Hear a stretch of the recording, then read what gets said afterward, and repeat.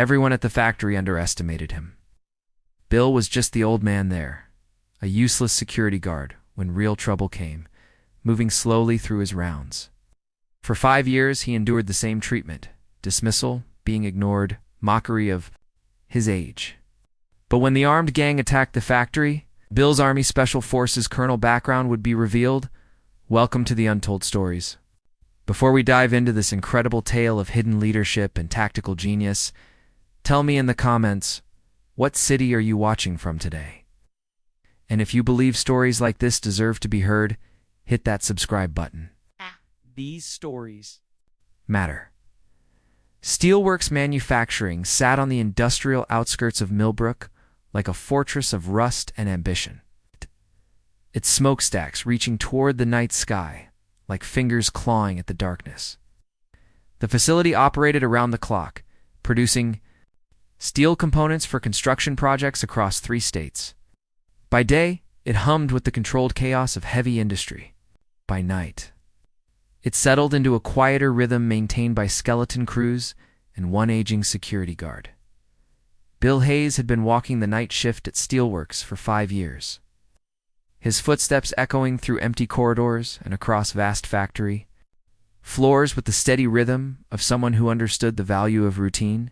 At 68, he moved with the deliberate pace of a man whose joints reminded him daily that he'd lived through nearly 7 decades of use and wear. The night shift workers knew Bill as a fixture rather than a force. He'd arrive at 11 p.m. sharp, check in with the shift supervisor, and begin his rounds with a flashlight that had seen better years and a radio that crackled with static more often than clear communication.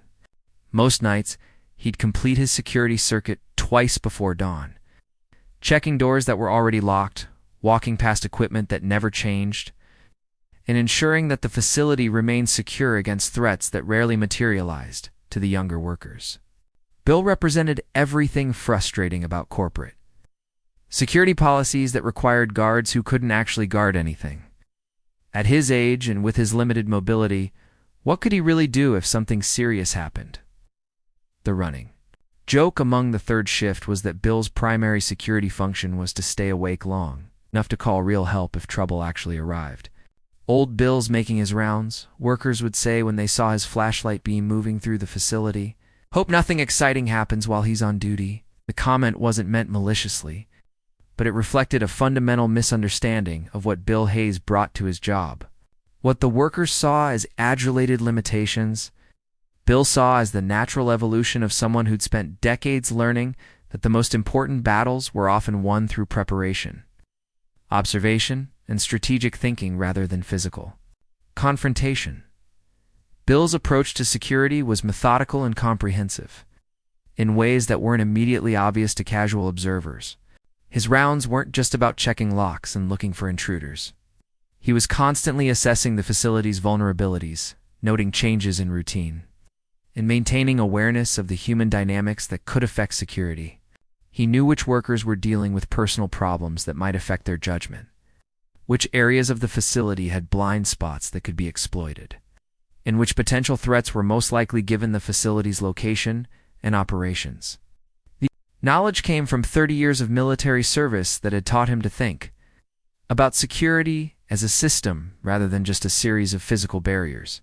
From 1975 to 2005, Bill had served in the United States Army Special Forces, rising through the ranks from enlisted soldier to commissioned officer, to finally retire as a full colonel with responsibility for planning and executing some of the military's most sensitive operations. His service record included deployments to Central America during the conflicts of the 1980s, multiple tours in the Middle East during the Gulf War and its aftermath, and finally Afghanistan, where he'd commanded Green Beret units conducting counterterrorism and training operations. The progression from tactical soldier to strategic commander had taught him that successful operations depended as much on careful planning and risk assessment as they did on physical capabilities. But none of his civilian colleagues knew any of this when Bill had applied for the security position at Steelworks. He'd mentioned military service in general terms without elaborating on his rank or specific experience. Army, 30 years, was how he'd summarized 3 decades of increasingly complex and dangerous assignments. The hiring manager had been more interested in his clean background, checked in references, than in the details of his service record. Bill had preferred it that way. After 30 years of high-stakes decision-making where people's lives hung in the balance of his judgment, the quiet predictability of factory security had felt like exactly what he needed. No life-or-death decisions, no political considerations, no managing the egos and ambitions of subordinate officers. It's just straightforward protection of property and personnel in an environment where the biggest threats were typically industrial accidents or petty theft. The transition to civilian life had been easier for Bill than for many military retirees, because he'd found work that utilized his core competencies while eliminating the stresses that had accumulated over decades of command responsibility. He understood security, he was comfortable with routine, and he appreciated the opportunity to serve in a protective capacity without the weight of military hierarchy and mission complexity.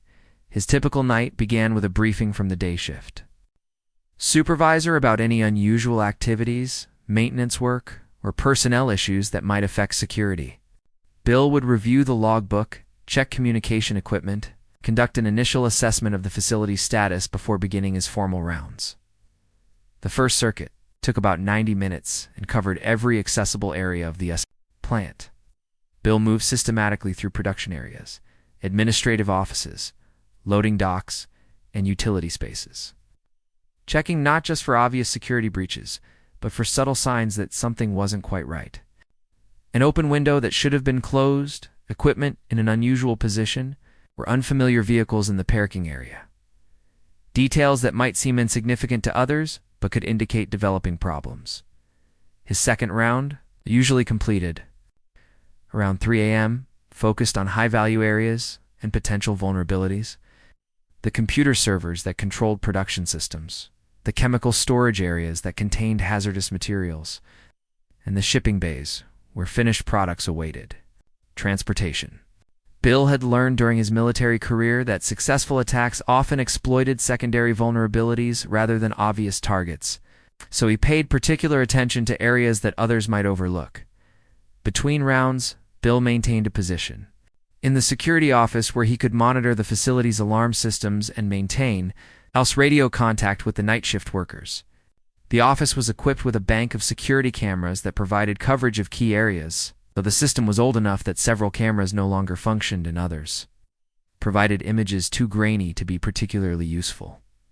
During quiet periods, Bill would review incident reports from previous shifts, study facility blueprints to identify potential security improvements, and maintain his personal log of observations and recommendations. The work wasn't glamorous, but it was thorough and professional in ways that reflected his military training even.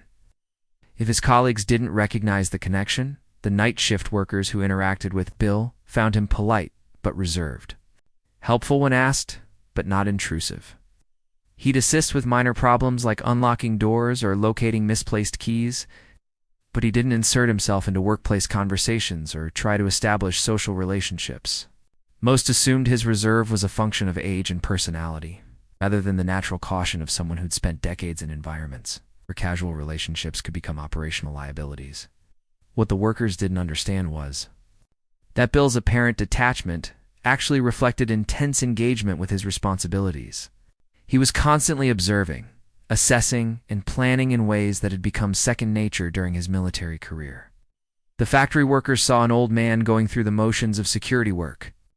Bill saw a tactical environment with defined perimeters, potential threats, and civilian personnel whose safety was his responsibility. The disconnect between perception and reality became apparent on a Thursday night in November, when everything Bill had been quietly preparing for suddenly became relevant in ways that no one at Steelworks could have anticipated. Bill was completing his first round when he noticed something that triggered his situational awareness. The employee parking lot contained 2 vehicles he didn't recognize, not unusual in itself, since workers sometimes borrowed cars or carpooled with different people. But these vehicles were positioned in a way that provided sight lines to multiple building entrances while remaining partially concealed behind other cars. More concerning, The vehicles had been there when Bill arrived for his shift, but he hadn't seen anyone enter the building who could have been driving them. The night shift roster accounted for all personnel on duty. Visitors after hours required advance authorization that would have been noted in the security log. Bill made a mental note to investigate during his second round, but he also began implementing precautionary measures that his military training had made automatic. He altered his patrol route slightly to avoid predictable patterns, paid extra attention to areas where intruders might gain access, and began mentally reviewing emergency procedures and communication protocols. The second round confirmed Bill's suspicions. The mysterious vehicles were still in position, but now there were additional signs of unauthorized activity. Fresh footprints in areas where workers had no business being, a service door that showed signs of being tampered with, and subtle disturbances. In areas that should have been undisturbed since the day shift ended, Bill returned to the security office and began implementing a response that drew on 30 years of experience with hostile reconnaissance and potential threats. He documented his observations, checked communication equipment, and began what military personnel call battle rhythm, the systematic preparation for potential conflict that begins long before shots are fired. At 2:47 a.m., Bill's preparations proved prescient when three armed men forced entry through the same service door he'd identified as compromised. They moved with coordination that suggested military or law enforcement training, but their objectives were clearly criminal. Two headed toward the administrative offices where payroll, computers, and financial records were stored, while the third remained near the entrance to control access and communication. Bill observed their entry through one of the functioning security cameras, and his response was immediate and systematic. Rather than panicking or trying to confront three armed men directly, he implemented a tactical plan that reflected decades of experience with asymmetric threats and force multiplication. First, he activated the facility's emergency communication system to alert local law enforcement while avoiding the main phone lines that the intruders might monitor or cut. Then he used his radio to quietly contact the night shift supervisor and direct an immediate but subtle evacuation of personnel from areas where they might encounter the armed intruders. Code Blue, Bill said calmly into his radio, using a pre-established signal that meant serious security threat without alerting potential eavesdroppers to specific details. All personnel implement Protocol 7 immediately. The night supervisor, a former military man himself, who understood the gravity in Bill's voice, began quietly moving workers away from potential conflict areas without causing panic or drawing attention to their movements. Bill then began implementing a defensive strategy that used his knowledge of the facility's layout to create tactical advantages, despite being outnumbered and outgunned. Using his security access codes, he began systematically locking down sections of the building to limit the intruders' mobility while creating escape routes for civilian personnel. The intruders had expected to encounter minimal resistance from an aging security guard who could be easily intimidated or overcome. What they found instead was a facility that seemed to be actively working against them. Ow. Doors that should have been open were locked. Lights began going out in strategic patterns that eliminated their advantages while preserving Bill's. The facility's PA system began broadcasting automated evacuation instructions that helped clear civilians from danger areas while alerting anyone nearby that something serious was happening. Most importantly, Bill began using the facility itself as a weapon. His 30 years of Special Forces experience had taught him that successful operations often depended on controlling the environment rather than just outfighting the enemy.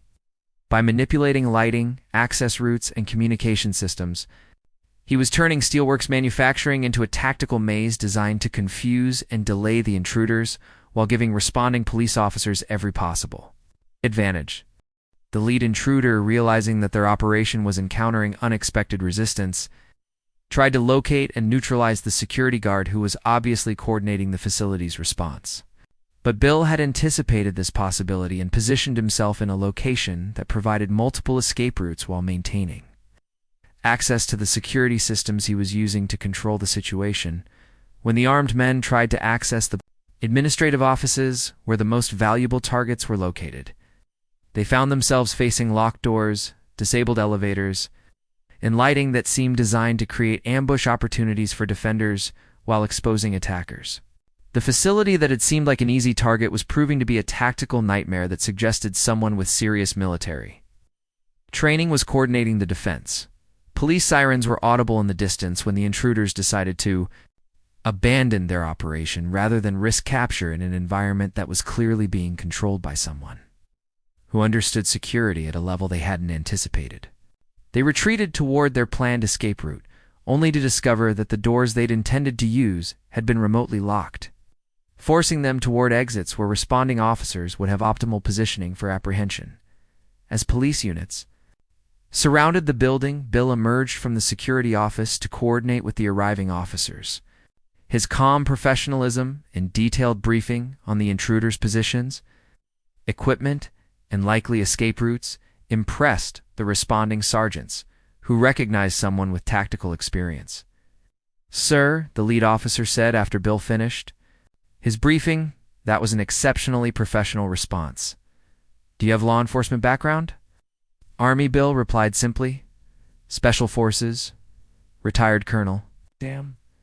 The revelation hit the night shift workers like a thunderbolt. The useless old security guard they'd been dismissing for 5 years had demonstrated tactical expertise that had probably saved lives and certainly prevented what could have been a serious robbery with potential for violence. The 3 intruders were captured without incident, their plans disrupted by security measures they hadn't anticipated and couldn't counter. During questioning, it revealed that they'd targeted Steelworks because they'd expected minimal resistance from what their reconnaissance had identified as an elderly, ineffective security guard. "We had no idea," one of them told investigators. "The place turned into a fortress the minute we got inside. Somebody knew exactly what they were doing." The aftermath of the incident transformed Bill's role at Steelworks permanently.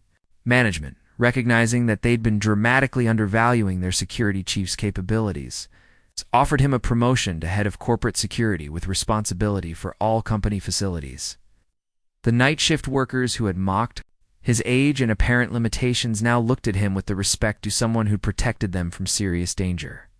"Colonel Hayes," the plant manager said during a staff meeting the following week, "I think we owe you an apology.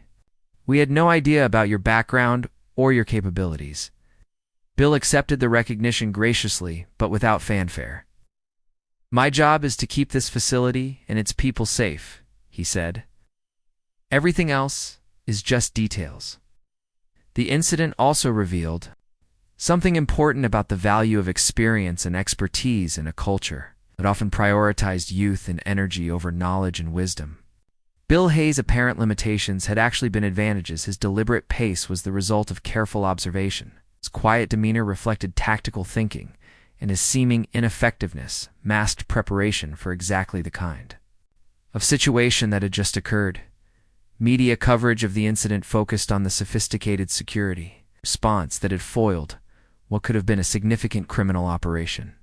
Security professionals from around the region contacted Steelworks to learn about the tactical innovations Bill had implemented during the crisis. "It wasn't innovation," Bill explained to a security industry publication. "It was just applying basic military principles to civilian infrastructure. Know your terrain, control the environment, and always have multiple contingency plans."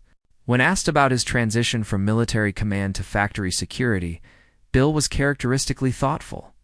"Leadership principles don't change based on the environment.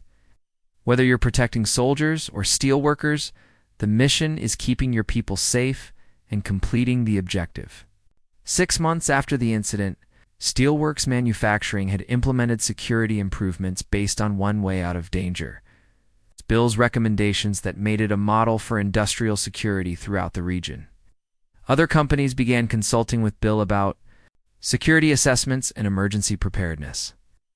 Recognizing that his military experience provided insights unavailable from conventional security consultants, the night shift workers who had once joked about old Bill's effectiveness now spoke of him with genuine respect and appreciation. They understood that his age and deliberate approach weren't limitations, but assets that came from decades of experience in high-stakes environments. He saved all our lives that night. became a common observation among workers who realized how differently the situation could have ended if their security had been managed by someone without. Bill's background: in expertise, Colonel William Hayes, United States Army Special Forces, retired. Steelworks Manufacturing Security Chief, tactical expert, quiet professional. A man who had learned that the most important victories are often won through preparation and wisdom rather than youth and aggression. His story became a reminder. Experience has value that isn't always visible on the surface. That age can bring capabilities that youth lacks. And that the person you dismiss as past his prime might possess exactly the expertise needed. When everything depends on making the right decisions under pressure, as Bill often told the security staff he eventually supervised, real security isn't about looking tough or moving fast. It's about thinking clearly and being prepared for situations you hope never happen. It was a lesson that applied as much to life as it did to protecting industrial facilities. The wisdom that comes from understanding that true strength is often quiet, and that the most important battles are won before they're fought.